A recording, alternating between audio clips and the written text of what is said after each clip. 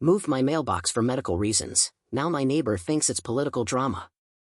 So when we bought the house and moved in 3 years ago, we accepted the location of the mailbox. It's on the other side of our driveway and across some uneven ground. About 50 yards away from the door. This wasn't a problem back then, but since that point we've had a series of bad luck. Wife needed a new knee. I sprained an ankle, and while it's healed enough to walk on and go back to work, anyone who has had one knows that it can take a while before it's back to 100%. So it was decided that the mailbox ought to be moved to the end of our path to the street. Straight ahead, on a flat and smooth surface, and only about 30 feet away. We asked the post office what we needed to do to move a mailbox, was told that all we needed to do was let the driver know that it being moved and to just move it, making sure that it's numbered to match the house so there's no confusion. Went to the store to buy a new one since the old one was getting a little ratty from getting hit a couple of times, and installed it this weekend. Which to our amusement was the best time to install it since we actually caught the driver and were able to tell her that here was the new mailbox and that the other was going away. Great. Situation handled. Installation goes well, and now we're on to part 2. The removal of the other mailbox. Here's where my moving the mailbox got political.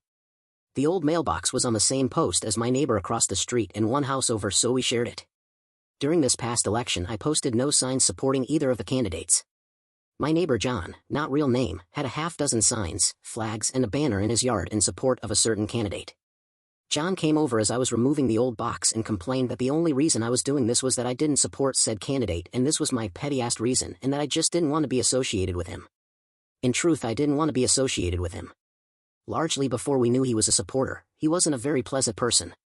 Walking my dog, he'd yell at me to keep that goddamned mutt off of my yard even though I was on my side of the street. He'd also call animal control on me about my chickens running loose across his yard, when in reality it was his neighbor to his right that had the chickens. I don't have any, although I did buy a used chicken coop since it's also a very nice unit for keeping my wife's Angora rabbits in, so I could see the confusion. We used to wave to him like we'd do for any of our neighbors we'd see outside, and he never waved back, typically just ignoring us and making a point to look at something, anything else other than us. Unless we had the dog, and he'd watch us like a hawk to make sure we didn't come near his lawn. Honestly, we disliked him long before we knew he was a supporter. I explained the medical condition, the walk through uneven ground that I stated above, but that wasn't enough for him. He threatened to call the HOA. We don't have an HOA, we have a neighborhood association that only concerns itself with collecting donations for snow removal and mosquito spraying. I just finished removing the mailbox and went back inside and vowed to ignore him from here on out.